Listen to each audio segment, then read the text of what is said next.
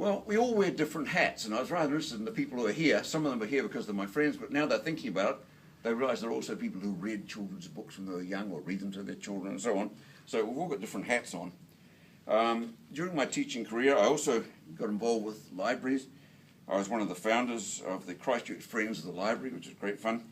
I was involved with the New Zealand Reading Association, which is now called the New Zealand Literacy Association, and they're the ones who gave me the Nada Beardsley Award. She was a wonderful woman who really did encourage reading and literature. I was part of the School Library Association, which is now known as SLANZA by its initials. It's mostly school librarians, it's mostly women. Many of the members I only knew by their letters on the SLANZA website, and it wasn't until I actually met Jerry Judkins, one of the Betty Gilderdale winners, it wasn't until I actually met her that I realised she was a woman. She's Michael King's sister, but I didn't know. I thought Jerry Judkins was a bloke.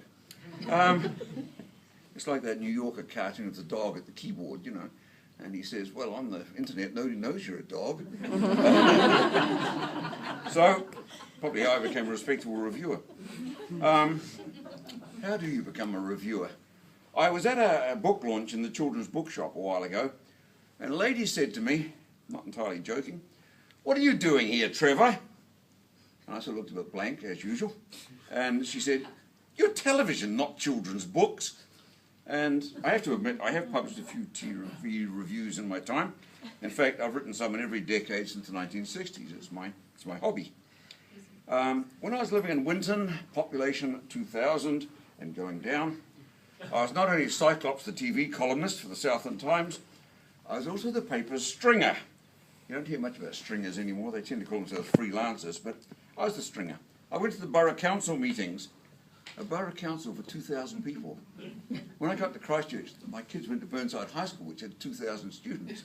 But in Winton, there was a borough council.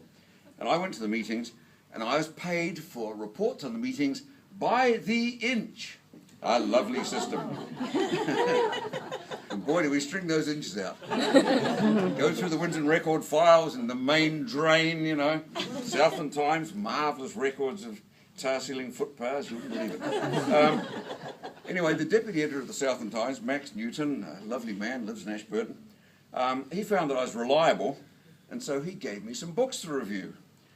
You didn't get paid. I told you there was no money in this. You didn't get paid, but for a hard-up teacher, a free book was absolute bait.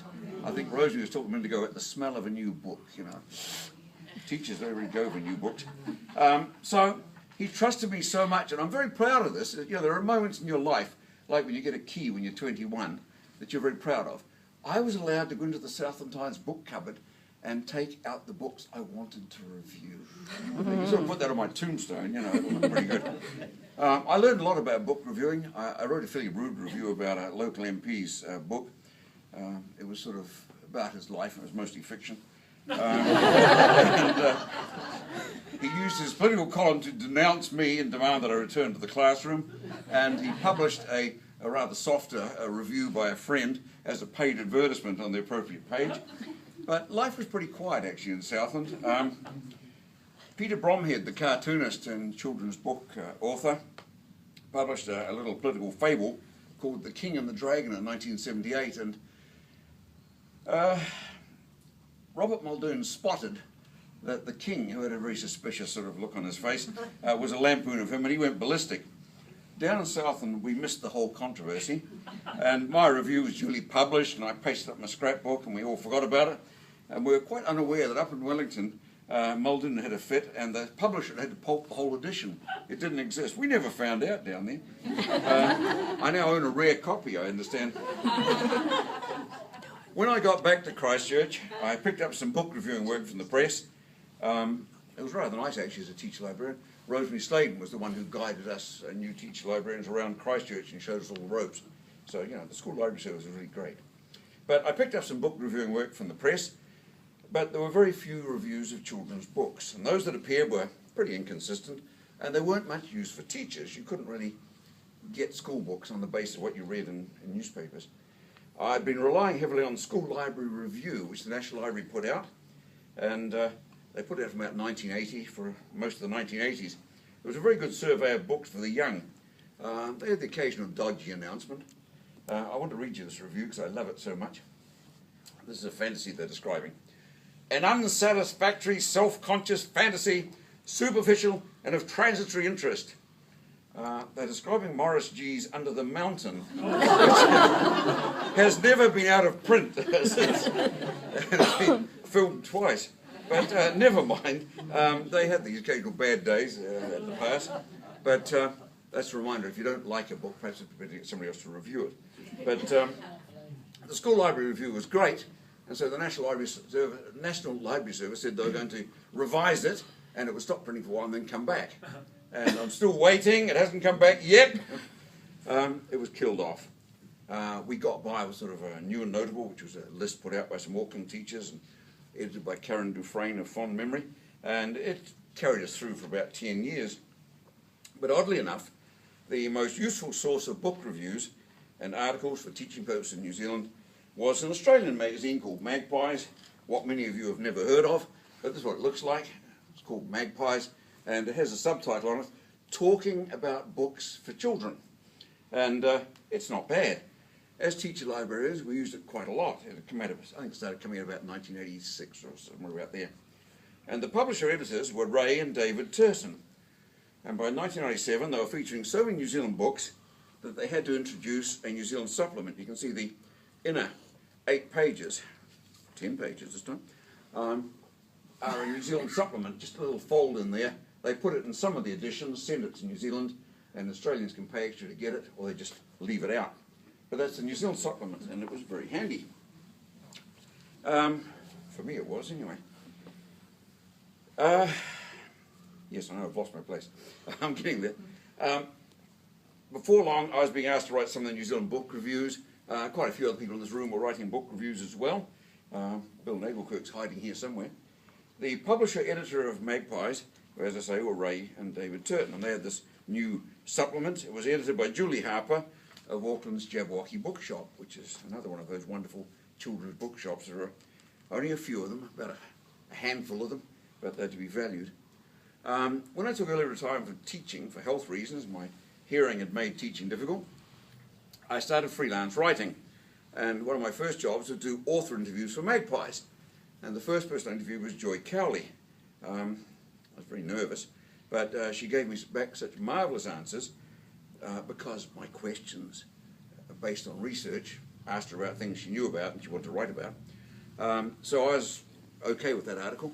And they got me to do others: Vicky Jones, Bernard Beckett, Peter Gossage, Margaret Mahy, Janice Marriott, Vince Ford, Jane Higgins, Jackie French. I had a lot of fun. So I was doing a bit of this writing. I was knocking out the TV column for the press each week.